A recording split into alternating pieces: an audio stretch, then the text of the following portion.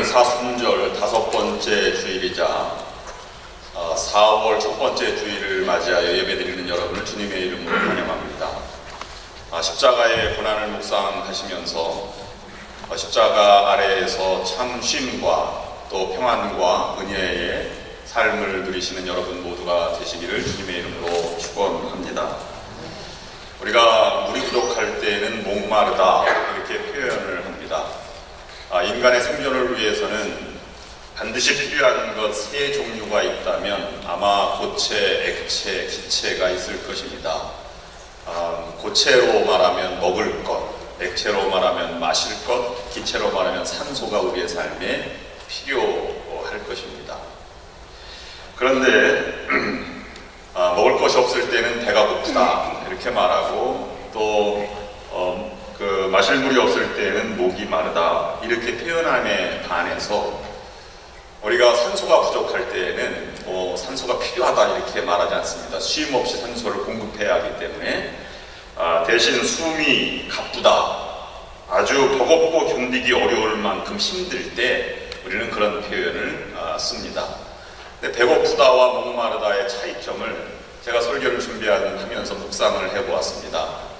주로 배가 고프다 하는 것은 일반적으로 큰 성공이라든지 아니면 물질적이라는 것이라든지 세상적인 것을 욕구를 얘기할 때 우리는 배고픔이라는 표현을 많이 쓰는 것 같습니다. 유명한 말이 2002년 월드컵 경기에서 16강을 앞두고 히딩크가 나는 아직도 배고프다 이것 때문에 유명한 말이 되어서 16강도 지나고 스페인 4강까지 갔던 것을 우리가 기억을 합니다. 그렇게 성공의 승리에 목말라 있을 때 우리는 배고프다 이런 표현을 많이 쓰고요.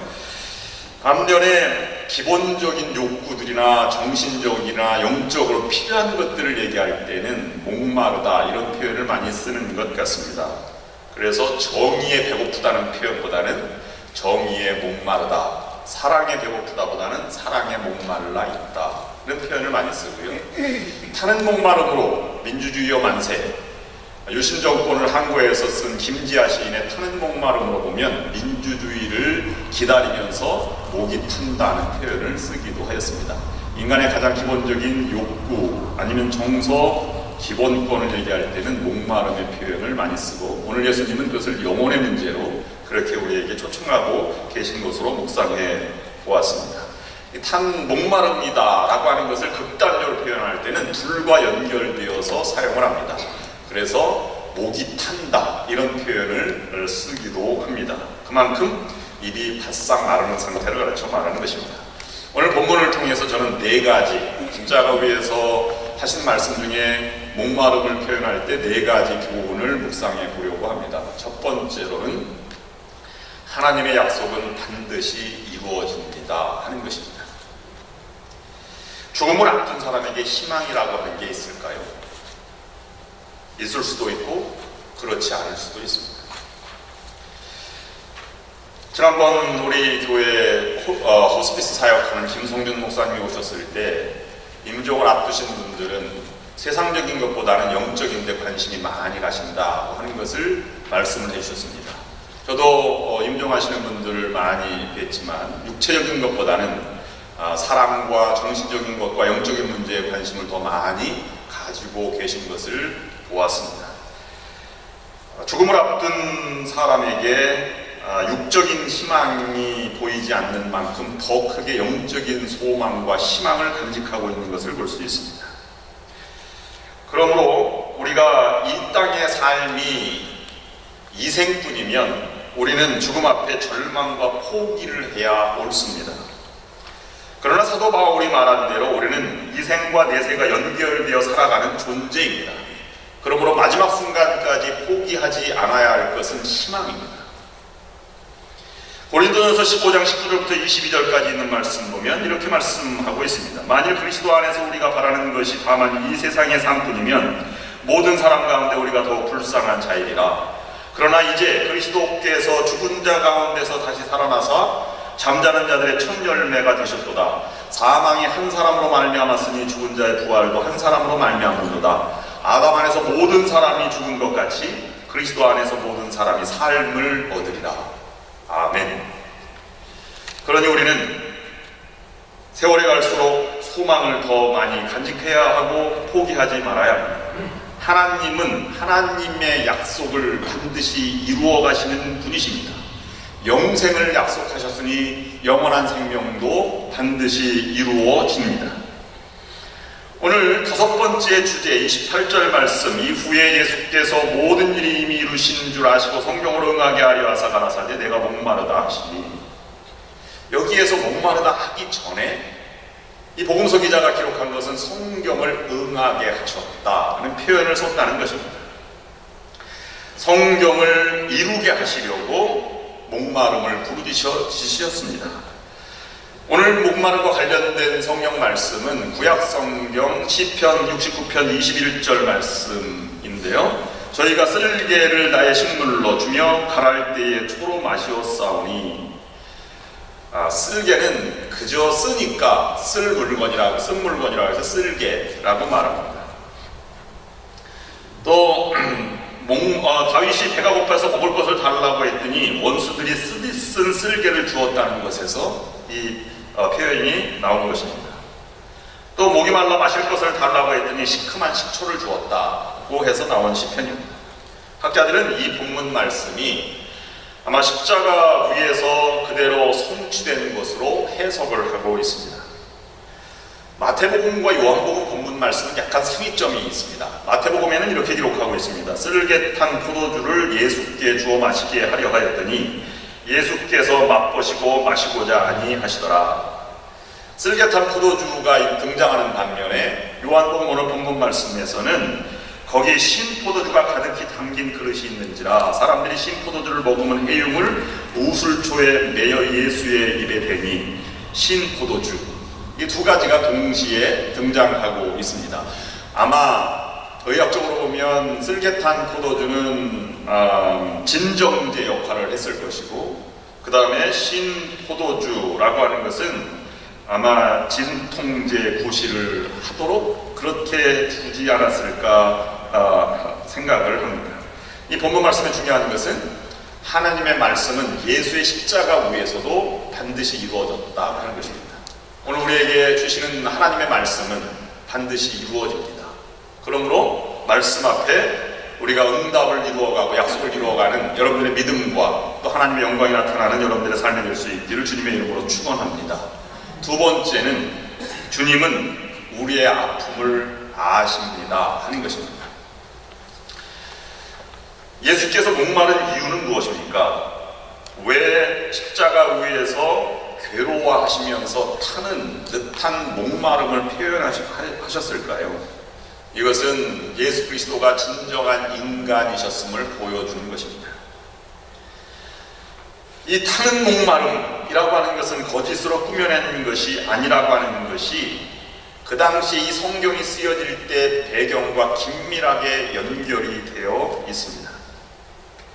당시에는 가장 기독교보다 훨씬 더 영향력을 가지고 있었고 많은 철학자들과 사람들이 추종하였던 영지주의라고 하는 것이 있었는데, 영지주의는 크게 둘로 나누었습니다. 육체는 악한 것이요 영은 선한 것이다. 육체는 아무 중요하지 않고 영혼만 구원받으면 된다. 이 정반대의 개념을 가지고 생활을 하였습니다. 그래서 이 육신은 무조건 악한이기 때문에 순수한 영의 상태일 뿐이다 라고 말하면서 그들이 가장 걸림돌이 되었던 것이 성육신입니다. 하나님께서 인간이 되어 오셨다 하는 것도 이것이 영지주의하고는 잘 맞지 않는 것입니다. 그래서 그런 본문들은 다 빼고 영지주의적 성경을 만든 마르시온이라고 하는 그러한 초대교회의 유명한 학자도 있을 정도였습니다. 그래서 영지주의가 예수를 해석하기를 성육신으로 오신 것이 아니라 잠시 육신의 옷을 입었다, 진정한 하나님이 아니고 육신을 빌렸다, 이렇게 해석을 했습니다. 그리고 십자가 위에서 달려 들어가실 때에도 그냥 신성을 너무 강조한 나머지 인성을 부인했기 때문에 어떤 팬텀, 유령처럼 같은 존재라고 생각해서 잠시 십자가에 달려 돌아가시는 것처럼 보였을 뿐이다. 이렇게 해석을 해서 이것을 가연설, 실제로 오지 않았다, 이런 표현으로 해석하고 있습니다. 분명히 잘못된 것이고, 역사적인 사실을 보면 예수님이 진짜 인성을 가졌다고 하는 것이 성경의 전통이고 믿음의 근거였습니다. 그 이후에도 이 예수님의 인성과 신성의 문제는 호모우시우스, 호모이우시우스, 아리우스와 아타나시우스의 논쟁을 통해서 아리우스가 유사본질, 예수님은 진짜 하나님이고 사람인데 사람과 아주 유사하다, 이렇게 표현했고, 아타나시우스는 이것은 사람과 동일하다, 이렇게 해서 동일본질, 예수님이 진짜 인성이 되셨다고 하는 것이 기독교의 전통으로 신학적 근거로 마련하게 된 것입니다. 오늘 이 본문 말씀은 목마르다, 이것은 진짜 인간이셨다고 하는 것을 우리에게 보여주고 있는 것입니다. 그건 무슨 의미입니까? 우리에게 예수님은 우리의 고통과 같은 고통을 당하셨고, 우리가 당하고 있는 고통을 예수님은 이미 알고 계신다고 하는 것을 우리에게 보여주고 있는 것입니다. 그러므로 우리의 죄악과 연약함을 대신 져주신 분이기에 예수님에게 진정한 십자가의 은혜와 구원의 은혜가 임한다고 하는 것을 보여주고 있는 것입니다. 타는 목마름이라고 하는 것을 병리학자들이 아마 해석을 하면, 이 혈액이 이렇게 노출되면 노출될수록 더 목이 타고, 또는 극도의 피로감과 노출, 충격, 질식, 이런 탈수 증상에 의해서 그런 것이 나타나게 관계되어 있을 것입니다. 그래서 서서히 탈수되어서 아주 이 고통스럽게 죽게 만드는 것 십자가형이라고 그렇게 해석을 합니다. 장장 예수님도 6시간 동안 십자가에 달리셔서 모든 피와 땀을 다 쏟으셨으니 아마 혼미하고 또 목은 마르고 또 아마 고통은 이루 말하실 수 없었을 것입니다. 연약한 육체를 가지고 오신 분이 고통을 당하셨습니다. 그러니 우리의 고통을 모르실 리가 없는 것입니다. 세 번째, 그런 고통을 아셨으면 왜 고통을 당하셨을까? 왜 성경을 능하게 하셨을까 하는 것입니다. 그것은 주님께 나아가야 인생의 갈증이 비로소 해소된다고 하는 것을 우리에게 초청해주고 계신 것입니다. 우리 한문을 한번 보시겠습니다. 여러분, 이게 무슨 글자입니까? 올레자입니다. 1930년도에 장로교 부흥사였던 전재선 목사님이라고 하는 분이 계셨는데요. 여러분, 방주 뭐 이런 것도 한문이 성경적으로 많이 유사하다, 이런 표현이 많이 있었는데 그때도 이런 표현이 있었습니다. 이 전재선 목사님이 이 한문을 풀이하면서 미래의 풍부함이 다가오는 것을 이렇게 표현했어요. 올레자를 쓰고 전재선 목사님 어떻게 읽었느냐 하면, 수고하고 무거운 짐진 자들아 다 내게로 오라, 내가 너희를 쉬게 하리라, 이렇게 읽으셨어요. 참 앞서가신 분이시죠. 이렇게 말씀하셨습니다. 십자가 아래 큰 사람이는 예수 그리스도이다. 그 양쪽 두 사람이는 두 강도다. 그래서 이 강도를 구원하기 위해서 예수님이 십자가 달려 돌아가신 것이다. 그러니 예수님께 나와서 무거운 짐을 벗어야 생수가 임한다. 이렇게 해석을 하셨어요. 오늘 진정한 희망은, 다시 본문으로 돌아와서 진정한 희망은 예수에게 있음을 보여주고 있는 것입니다. 생명의 풍성한 세계로 초청하기 위해서 예수님께서 십자가에 달려 돌아가신 것입니다. 우리는 요한복음에 보면 예수 안에서 누리는 생명의 풍성한 세계로 우리를 초대하고 있습니다. 가나의 혼인잔치, 아니면 베데스다 연못가, 아니면 우물가의 여인, 모든 것은 예수 그리스도 안에 살아있을 때에도 은혜의 풍성함을 누리지만 마지막 순간에도, 죽음의 순간에도 그 예수 그리스도의 품에 안기는 희망의 순간이 있음을 우리에게 초청하고 있는 것입니다. 예수 그리스도에게 나아간다는 말은 그리스도에게 맡기고 그분의 삶을 따라 순종한다는 의미입니다. 그래서 요한복음 7장 37절 8절 말씀에는 누구든지 목마르거든 내게로 와서 마시라, 나를 믿는 자는 성경에 이른 것 같이 그 배에서 생수의 강이 흘러나리라 말씀하고 있습니다.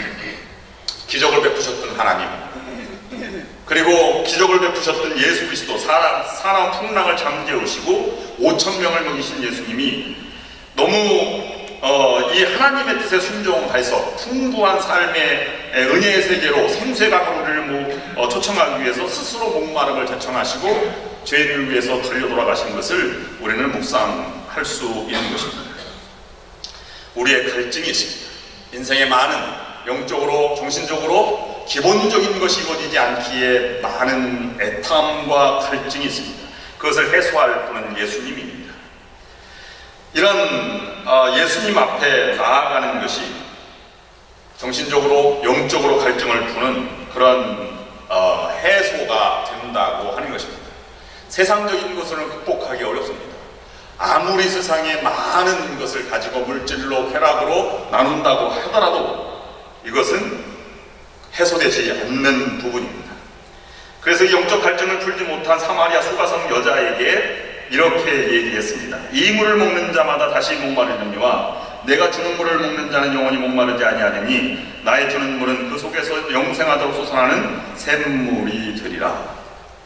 요즘 새벽마다 예레미야서를 읽고 있습니다만은 예레미야 시대의 유다 백성들은 세상적인 것으로 이 율법이나 이 하나님을 섬기려고 노력을 했습니다. 그래서 예레미야 선지자를 통해서 2장 13절 말씀에 이렇게 말씀하고 있습니다. 내 백성이 두 가지 악을 행하였나니 곧 생수의 근원되는 나를 버리는 것과 스스로 웅덩이를 판 것인데 그것은 물을 저축지 못할 터진 웅덩이니라. 세상을 향해서 나아가는 그들이 멸망당할 수밖에 없음을, 그리고 진정으로 하나님 앞에 나와 갈증을 해소하고 시온을 건설할 것을 사마리아 예언자를 통해서 말씀하고 계신 것입니다. 너희 목마른 자들아 물로 나오라. 돈 없는 자도 오라. 너희는 와서 사 먹되 돈 없이 값없이 와서 포도주와 젖을 사라. 이 갈증의 해소는 한 번에 이루어지는 것도 아닙니다. 한 번에 물을 먹었다 갈증이 해소되는 것도 아닙니다. 끊임없이 생수의 강에서 흘러나오는 하나님의 은혜, 예수 그리스도의 보혈의 능력을 묵상하고 나아갈 때 그분이 대신 져주시고 우리를 아픔을 하시고 그분의 은혜의 세계로 초대하시는 예수 그리스도를 모신 우리가 맛볼 수 있는 것입니다. 요한계시록에는 7장 16절 이하에 저희가 다시 줄이지 아니하며 목마르지도 아니하고 해나 아무 뜨거운 기운에 상하지 아니할지니 이는 보좌 가운데 계신 어린 양이 저희의 목자가 되사 생명수생으로 인도하시고 하나님께서 저희 눈에서 모든 눈물을 씻어 주실 것임이니라 라고 말하고 있습니다. 이제부터 사슴이 시냇물을 찾기에 갈급함같이 우리도 예수 그리스도의 십자가 은혜를 찾기에 늘 갈급한 영혼이 되어야 할 것입니다. 마지막 네 번째 교훈의 말씀은 그러므로 여러분 십자가의 능력을 붙드시기를 바랍니다. 복음서란 무엇입니까? 예수 그리스도의 마지막 한 주가 절반 이상을 차지하는 십자가 행렬이 복음의 핵심입니다. 그러므로 복음은 십자가 그리고 부활이 복음의 핵심입니다. 사도 바울은 그래서 이것을 말하기를 십자가의 도라고 말하며 멸망한 자들에게는 미련한 것이로되 있는 자들에게는 능력이, 하나님의 능력이 됨이라 이렇게 말씀하고 있습니다. 그리고 나서 더 고백하기를 나는 예수 그리스도와 그의 못 박히신 십자가 외에는 아무것도 알지 않기로 작정하였노라 라고 말했습니다. 세계를 정복한 그리스도의 사랑과 또 기독교의 그 능력은 십자가 아래서 나온 것입니다. 그 길만이 유일한 길입니다. 2000년 동안 역사에 보면 초대교회 교인들은 십자가를 사용하지 않았어요.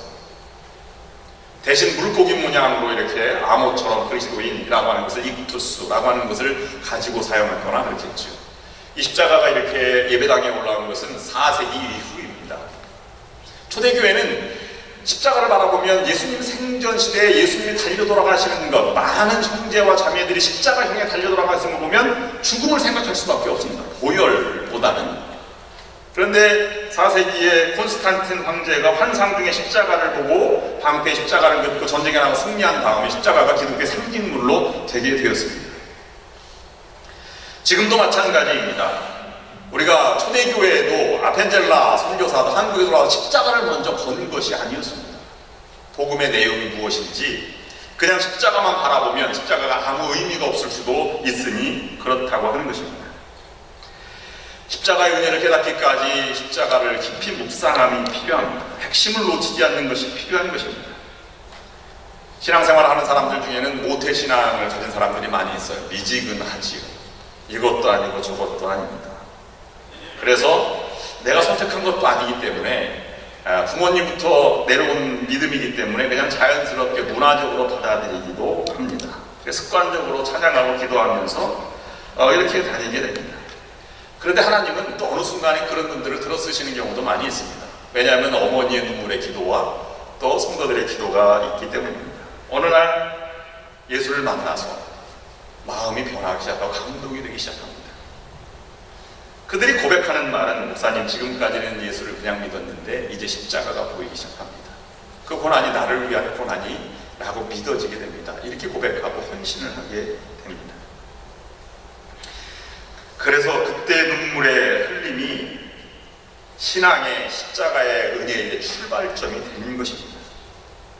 이제 좀 더 가까이 나아가 마음을 열고 그리스도의 은혜의 세계로 들어가면 더 풍성한 세계로 나아가게 될 것입니다. 다시 여러분 십자가의 능력으로 나아가십시오.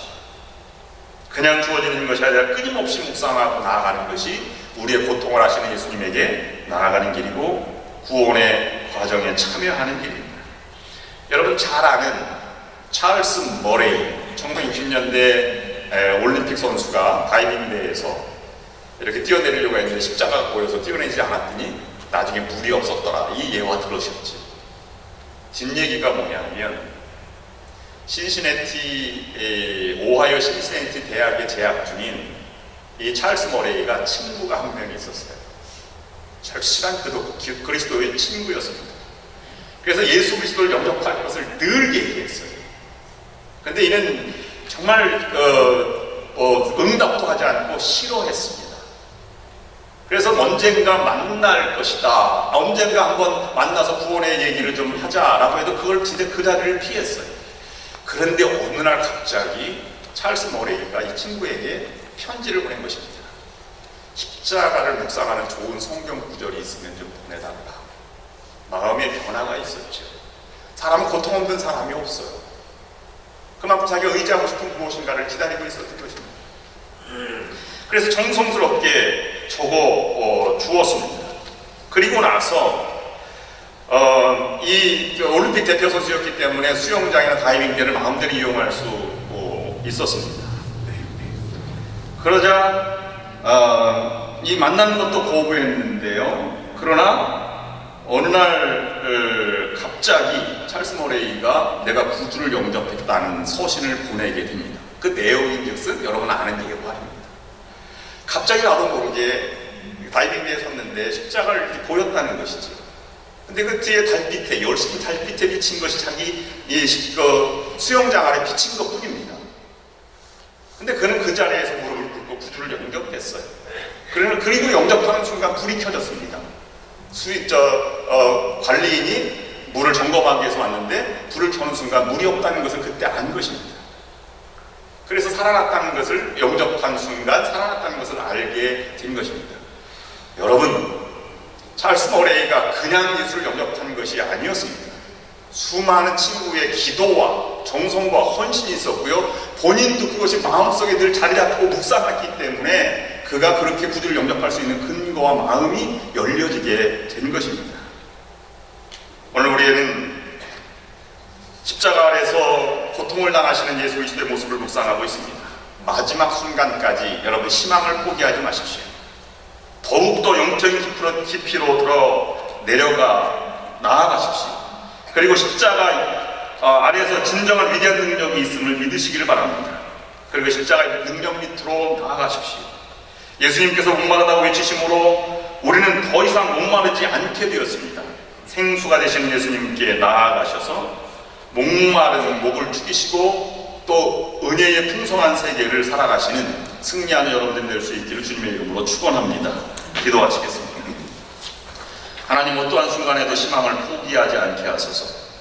예수 그리스도만이 우리의 희망임을 알게 하시고 십자가의 능력을 붙잡게 하여 주시옵소서. 예수 그리스도의 이름으로 기도드립니다. 아멘.